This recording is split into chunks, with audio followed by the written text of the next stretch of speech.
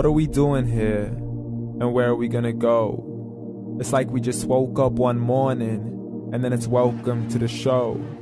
Don't ask any questions, just go with the flow. Make as much money as you can, and try your best not to get broke. Copy everything you see on the TV, from the hairstyles to the clothes, and don't think too often, just do exactly as you're told.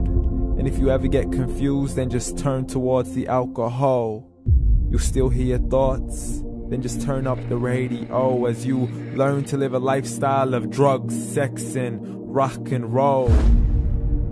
But in all honesty, I just need to know, is there more to the cycle than growing and getting old? Living and dying just to leave behind a happy home and a whole lot of property that somebody else is going to own. I just really need to know before the casket's closed, 'cause I'm not willing to gamble with my soul, nor am I ready to take any chances. These are just simple life questions, and I'm just searching for some answers. Like, what are we doing here?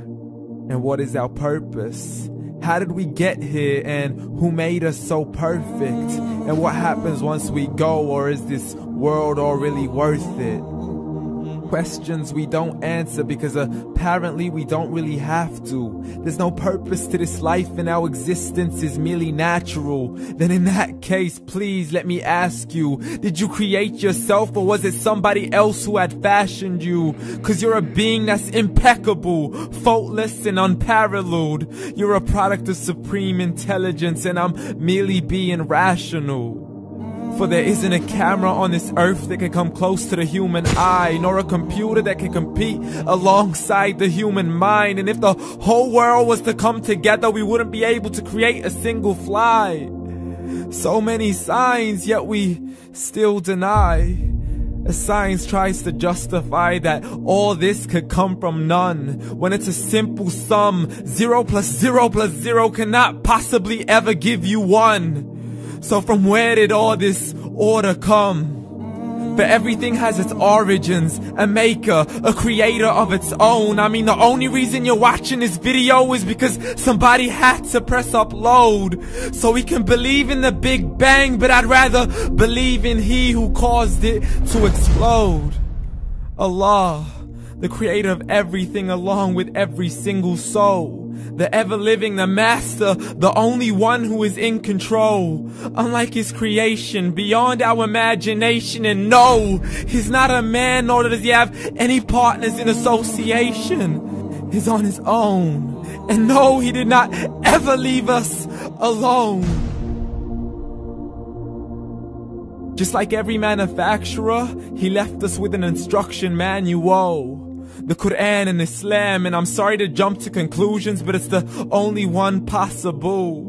The only definition of God is the one and only supreme being. It's logical, a book with 0 contradictions, with miracles that are both scientific and historical, all revealed over 1400 years ago.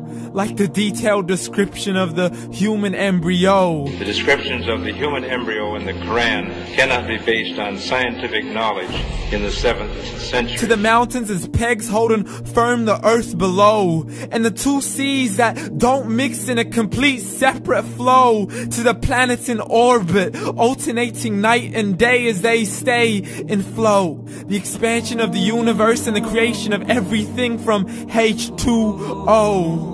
To the stories of the past and the preservation of Pharaoh. To identifying the lowest point in the land where Persia defeated Rome.